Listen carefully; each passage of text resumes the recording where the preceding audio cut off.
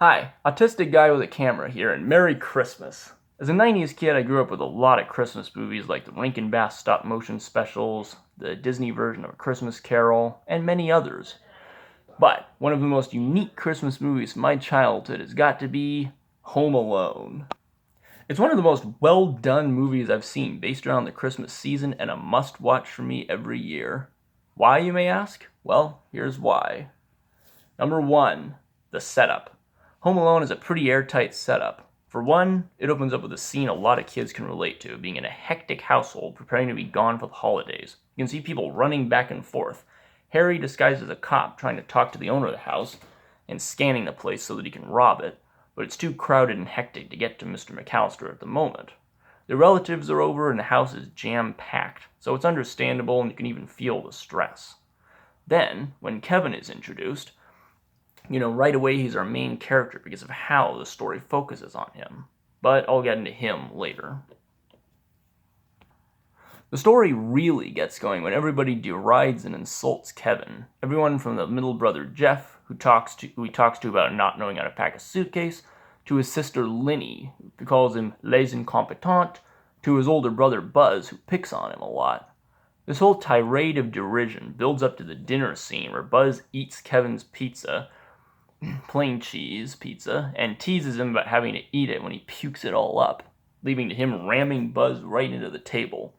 This then spills milk and soda all over the place, and the table and the airplane tickets, leading to his dad mopping it up with napkins that are the exact same color as the tickets, and accidentally throwing away Kevin's ticket because it stuck to the napkins, ensuring the people at the airport won't notice there's 15 tickets for only 14 people boarding. Then, Kevin is punished by being made to sleep on the 3rd floor away from everybody else, where he wishes his family didn't exist. Since his mom is the only one who knows he's up there, nobody thinks to look for him, and she forgets about it in all the chaos the next morning. Speaking of which, a tree falls in the middle of the night and rips out the power lines, causing a blackout where all the alarms are reset, causing the family to oversleep and almost miss the bus. Also, according to one of the workers, the phone lines are all screwed up and it would take about a week to fix them, effectively cutting Kevin off from his family and leaving them to his own devices. Then, while they're rushing to leave, this goofy neighbor kid who bears a striking resemblance to Kevin starts messing around with their luggage, and Heather mistakes him for Kevin, which then screws up her head count.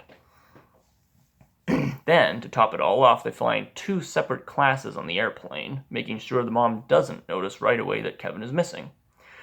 This all culminates in Kevin being effectively forgotten and isolated at home, and it's really airtight.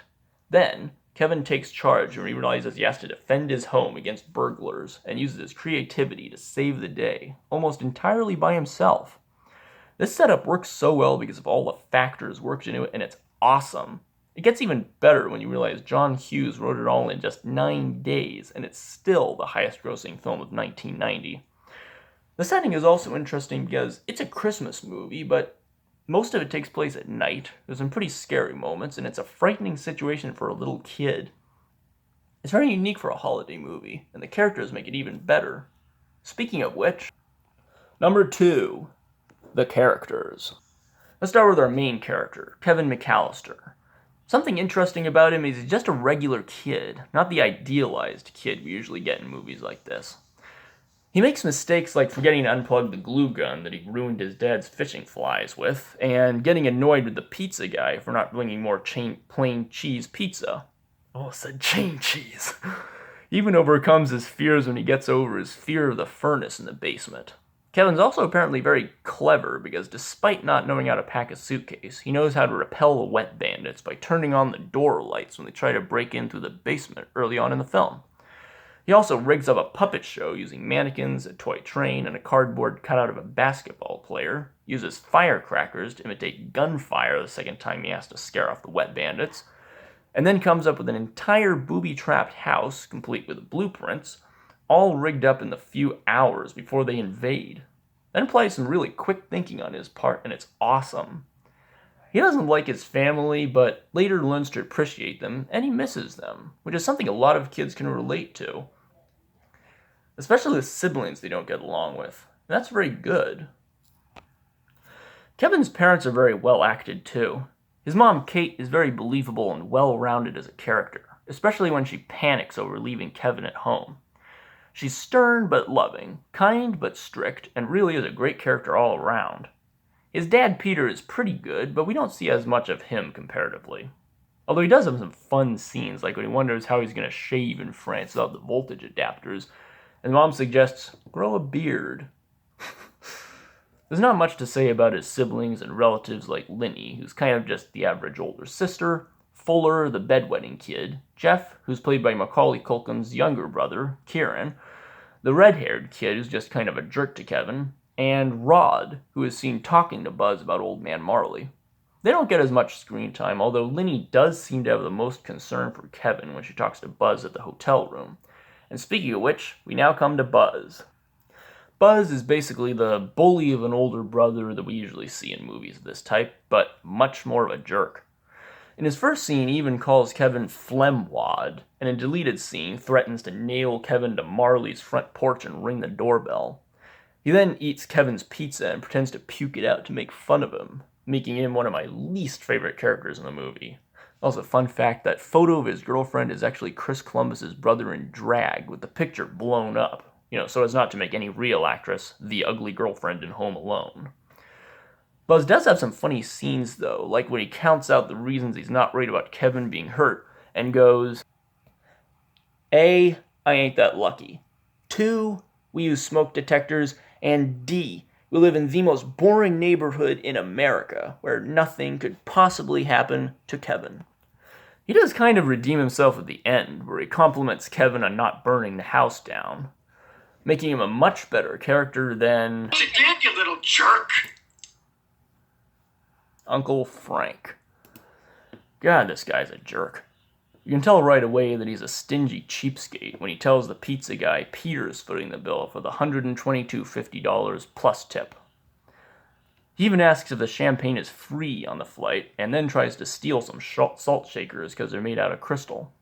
Then later on, when Kevin's mom is freaking out over Kevin being left all alone, if it makes you feel any better, I forgot my reading glasses.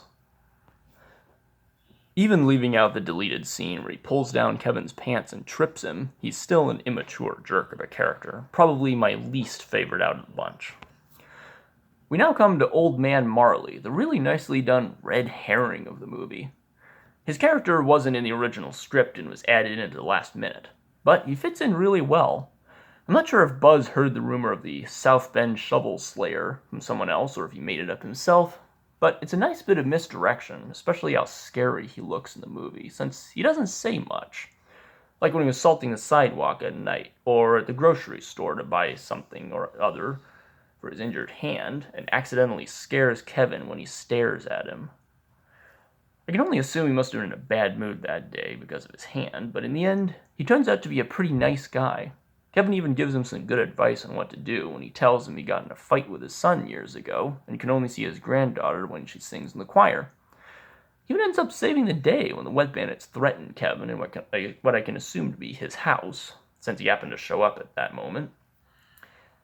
Then, at the end, you can see he's made up with his son when he's hugging his granddaughter, and later leaves with his son's family on a walk. It's a clever idea for a red herring character, and it's really well done. Gus Polinski, the polka king of the Midwest, is also kind of a neat character. He's not in very much of the movie, but his actor, the late John Candy, apparently recorded all of his actors' lines in one 23-hour filming day. He apparently based his character off of his character in the movie Planes, Trains, and Automobiles, which I haven't seen, but I've heard is pretty funny. John Candy even ad-libs that bit where he talks about accidentally leaving his son at the funeral parlor with a corpse, and it just seems like such a natural flow to his character. And now we have the main villains of the movie, the bumbling, crowbar-wielding wet bandits. Harry seems to be the smarter of the two, having disguised as a cop to find out which families are leaving for the holidays and casing their places to rob them later. He even comes up with better ideas, like waiting to see who was supposedly shooting in the McAllister house to give the cops somebody else to look for, rather than running away like Marv wanted to. Or like when he waits until nightfall to attack the house, and tries to trick Kevin into opening the door, only to get shot in the crotch. His gold tooth is pretty comical, especially how Kevin recognizes him from it later on when they almost mow him down with their van. And it's even funnier when it gets knocked out when he gets hit with a paint can. On the other hand, Marv is just a complete idiot, and it's hilarious. He appears to be the messier of the two, like when he makes a huge mess and a lot of noise, pulling down candlesticks and jewelry with his crowbar while wearing a snorkel. He apparently floods every house they visit to give them the nickname the Wet Bandits, due to their calling card, which really annoys Harry, especially when that was their main reason the cops knew every house they robbed, due to said calling card. He even forgets to look where he steps, even after losing his shoes in tar, and subsequently steps on a nail board, then steps right on the ornaments set up below the window. Behind the scenes, he wore rubber feet in the rain, and the ornaments were made out of hard candy, but Daniel Stern still says they were only slightly less painful than the real thing. Also, the scene where he screams at the spider on his face was mimed, so as not to scare the spider, and the scream was recorded separately and dubbed over later. Number 3, red and green. While filming, John Hughes and Chris Columbus didn't want any confusion with foreign audiences as to what time of year it was, which would make sense as some other countries and places in the southern hemisphere like Australia would be well into summertime by the time the Christmas season came around. And some countries near the Middle East don't get much snow at all. So they made sure a lot of red and green was used to avoid confusion with foreigners watching dubbed versions of the film. If you watch the movie, you'll see loads of red and green packed into the frames, including Marv's face and Harry's hand. It's a nice, clever move for visual storytelling, and it works really well here. All of this culminated in Home Alone being the highest-grossing film of 1990, earning a Guinness World Record for highest-grossing live-action comedy.